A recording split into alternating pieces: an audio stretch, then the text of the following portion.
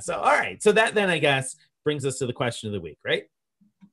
I think it does. Okay, so question of the week. I actually am going to break the rules a little bit here because I had two really good questions and I didn't want to exclude either one of them. Two questions What anyway makes that you I thought, think you're allowed to break any rules here? because I make them. The question of the week is my segment. Oh, that's true. All right. Okay. In that All right. case, So two different questions, and I think they're both worth answering. So the all right. first one, I'll give you the easier one first, and then we'll do the other one. They're both. Can I guess the answer before you ask it? You can try. What do you think? I think the answer is it depends.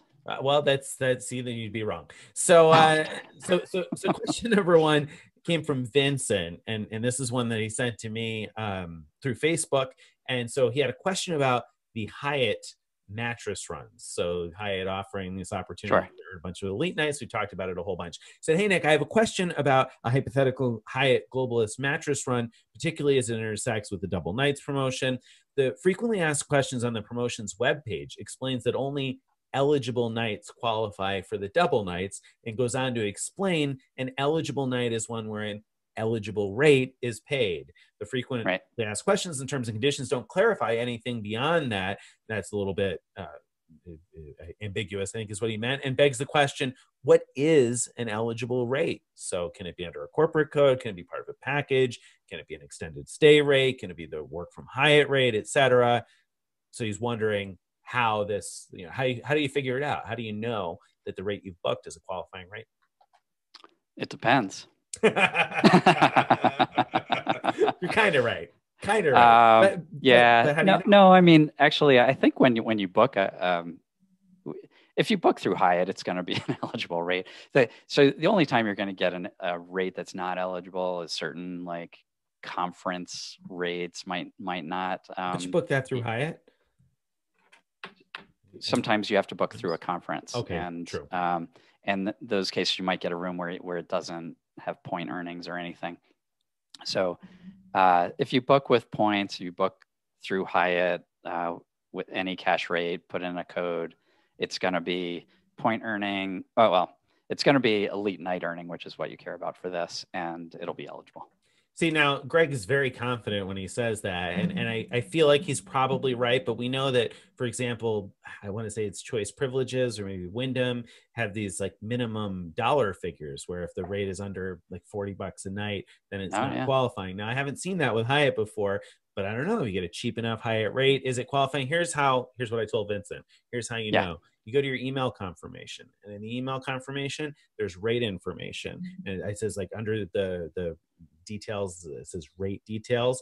And right in there's a sentence that'll either say eligible for points and elite nights or not. In fact, I think if I get the screenshot right here. So it says, it took me second longer than I'd hoped. It depends. It says rate is eligible to earn points and tier credit. So that line will be there under rate information. That's what you're looking for. Information email. That's what you're looking for. Okay, so that's the answer to that one. I thought that was a good one because there's probably a lot of people out there that have mattress runs of some sort booked because this is a great promotion, and you do want to make sure that it's eligible. So right. That's question number one. Question number two, totally separate, totally different. This one came in via email, and you probably saw this one, but I thought this is worth talking about. So Edward asked us, I received the Barclays JetBlue Plus MasterCard. Now, it must have applied a while ago because it was the 60,000-mile offer. He called customer service to confirm that he spent the amount to qualify for the bonus. He says, the rep told me I spent $2,002. Spending requirement was $2,000.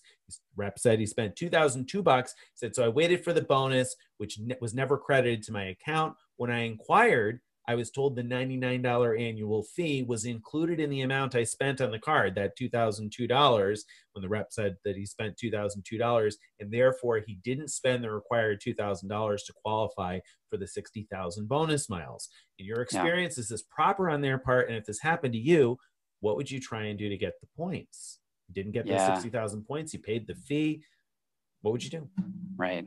That's rough because the rep gave him the wrong answer. I mean, the rep should have known that the annual fee does not count towards the spend.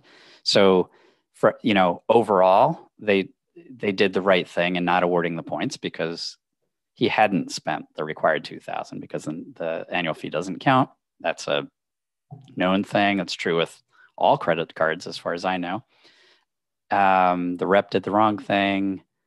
I think his best hope is to escalate the problem and sort of ask for a one-time exception, or even ask for more time to, complete the spend, or something along those lines.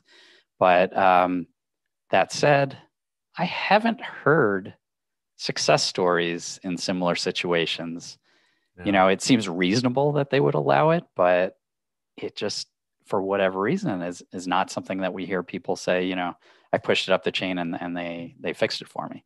No, not in that case where you counted the annual fee, thought you made the met the purchase requirement because you counted the annual fee. I mean, that's a gotcha that people do get hit by, and we get people Yeah. asking us about that often. Does the annual fee count? Another question we get sometimes is on the Amex cards that offer airline incidentals.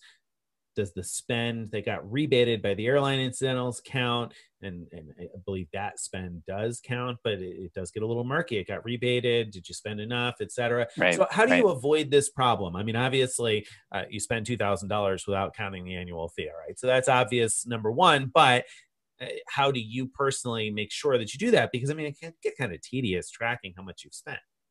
Yeah. I mean, personally, I always try to use one of the techniques to increase spend and just knock out the minimum spend requirements, ideally all in one shot, so that I just know, you know.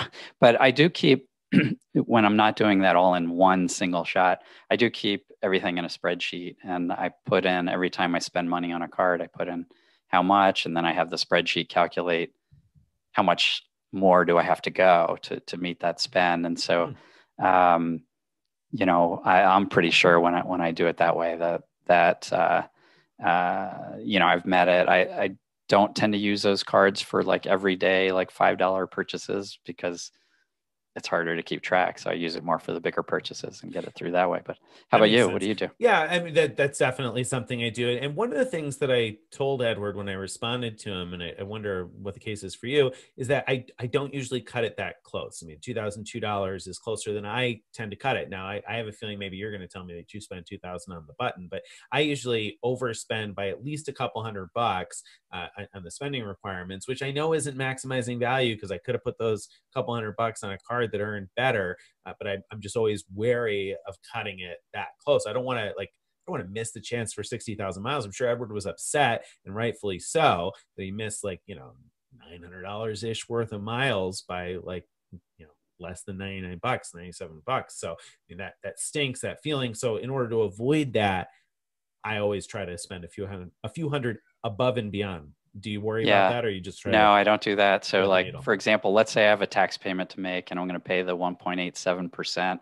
I actually calculate, like, let's say it's a $3,000 minimum spend. I calculate, like, how much money plus the fee will add up to Exactly $3,000 and like 3,000. 1 cent. And that's how much I There you go. apply to that card. See, Yeah. and that's smart. It's So better than what I do. a little bonus content now that's just Okay. occurred to me. All I'm going right. to give you a quiz. Pop quiz. Do I you can edit know? this out. That's true. You can. So there is a bank. I guess there could be more than one, but there's one that I know of where business card authorized users, so like employee cards, spend on those cards do not count towards minimum spend for a new sign up bonus for your overall business card account. Do you know which bank that is? First National Bank of Omaha. I'm just making that up. I have no idea. No. No, I definitely, the authorized user spend doesn't count. No, who is Right. it? U.S. Bank. U.S. So Bank. this happened back when Radisson Rewards was Club Carlson, and they have the business version.